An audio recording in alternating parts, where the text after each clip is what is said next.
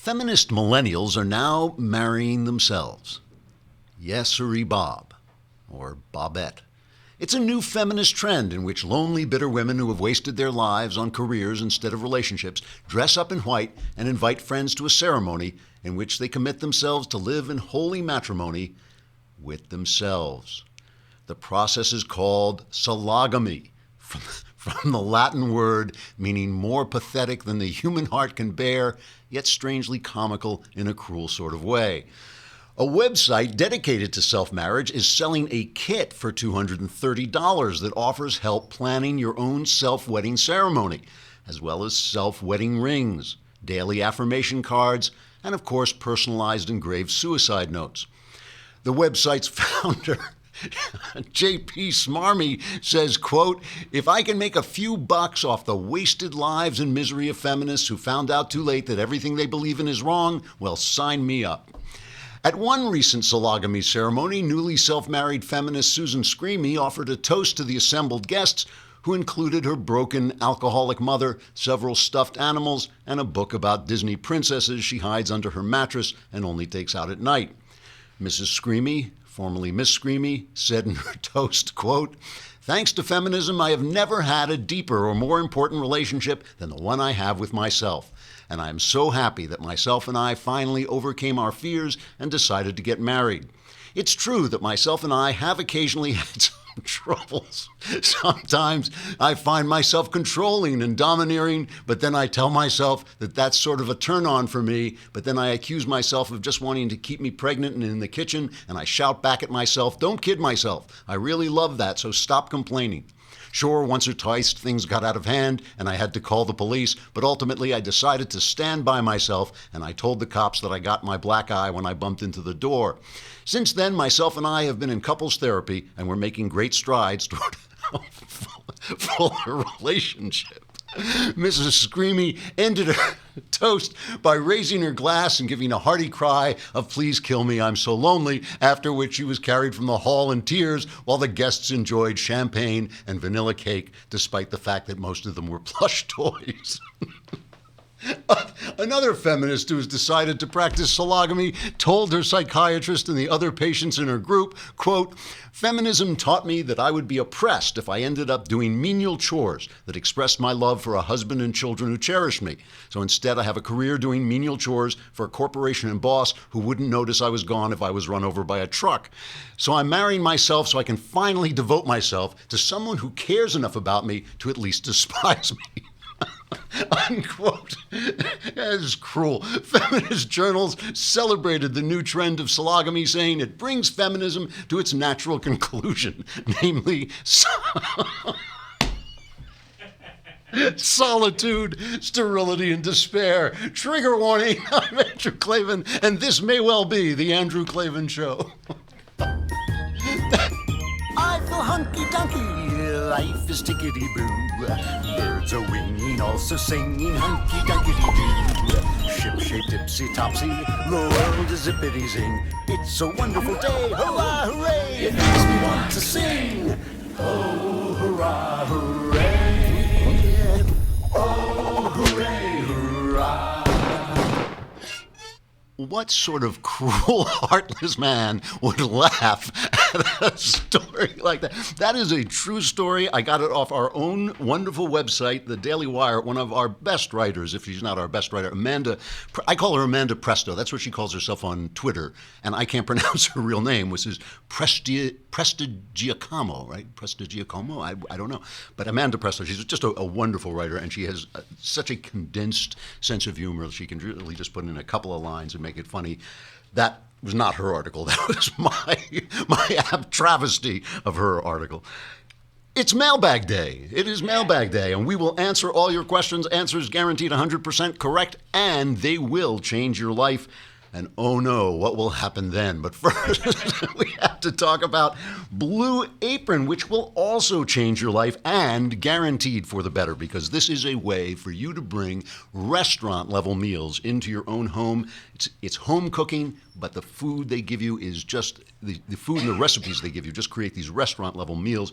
I've been eating it. It really is something else. It's the #1 fresh ingredient and recipe delivery service in the country. Its mission is to make incredible home cooking accessible to everyone. And as I say, they call it home cooking, but it's not what you think of as home cooking. It really is fancier. It's meals like beef teriyaki stir fry with sugar snap peas and lime rice. I mean, that's not what I think of as home cooking. That's what I think. I go to a restaurant for that. Baked spinach and egg flatbread with sauteed asparagus and lemon aioli, 3 cheese and baby broccoli stromboli with tomato and oregano dipping sauce, crispy salmon and roasted potato salad with pickled mustard seeds and creme fraiche sauce. If it sounds good, it really is good. And what they do is they can deliver it just about anywhere in the country, and they send you the ingredients, very simple recipe, and you get to cook.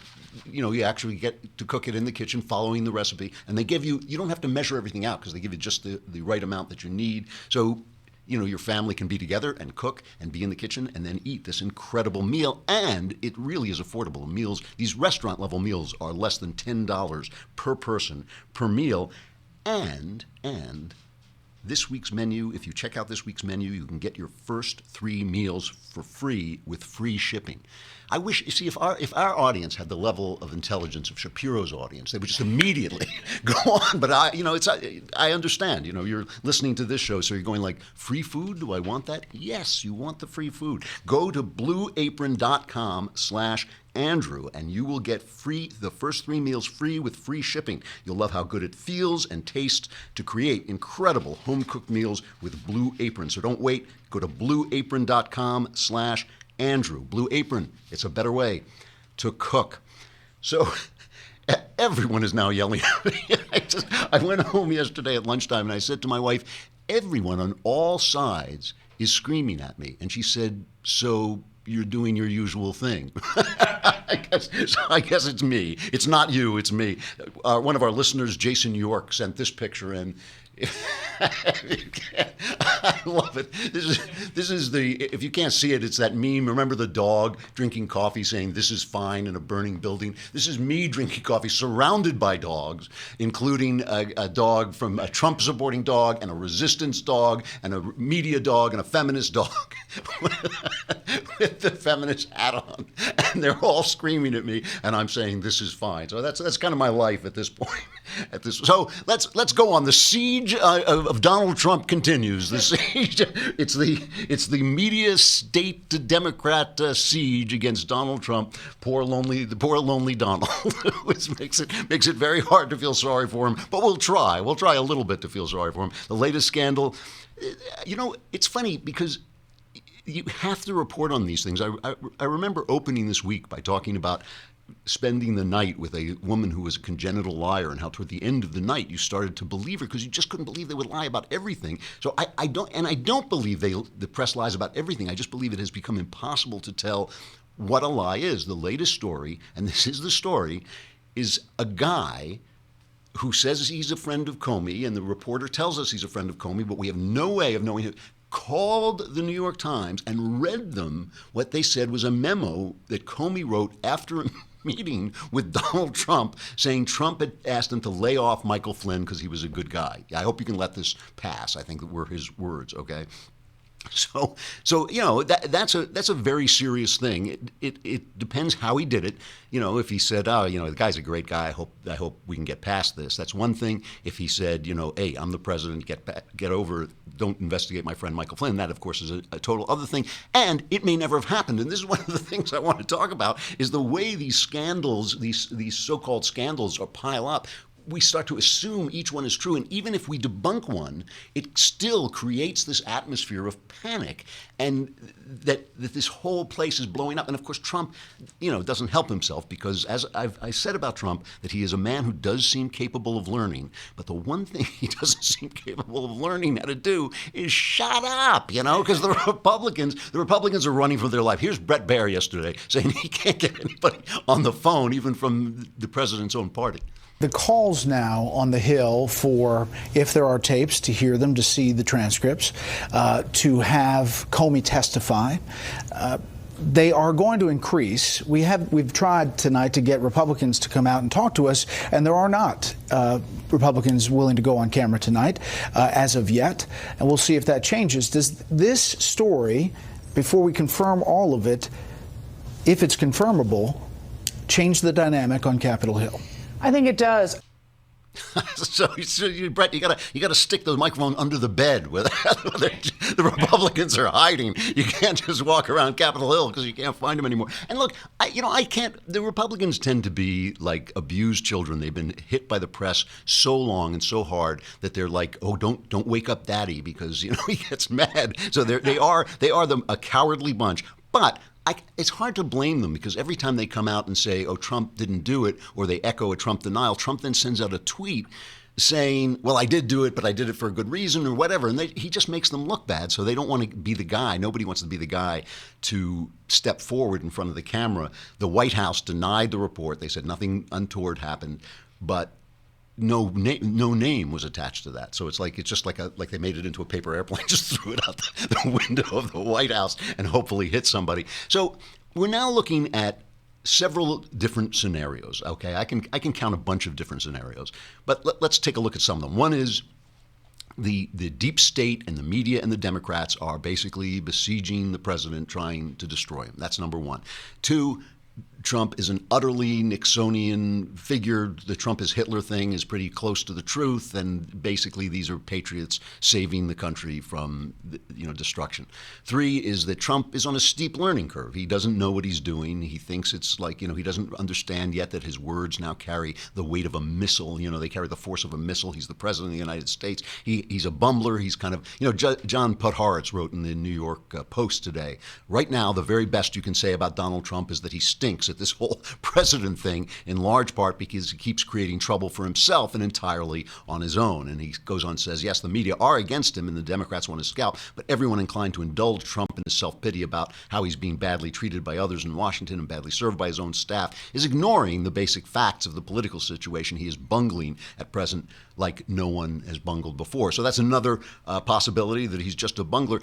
And then a fourth possibility, of course, is a combination that the press, the deep state, and the Democrats have gone insane and are basically trying a slow motion assassination of this president, and Trump is in some way contributing to that. And of course, I think that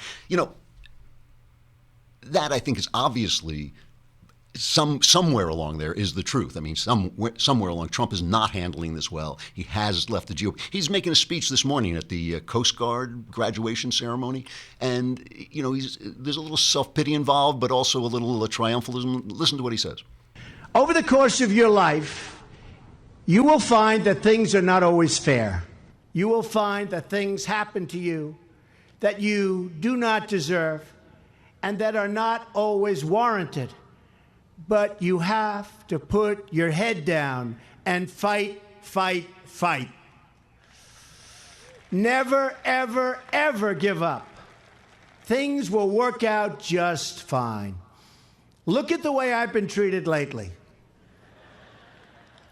especially by the media. No politician in history, and I say this with great surety, has been treated worse or more unfairly. You can't let them get you down. You can't let the critics and the naysayers get in the way of your dreams.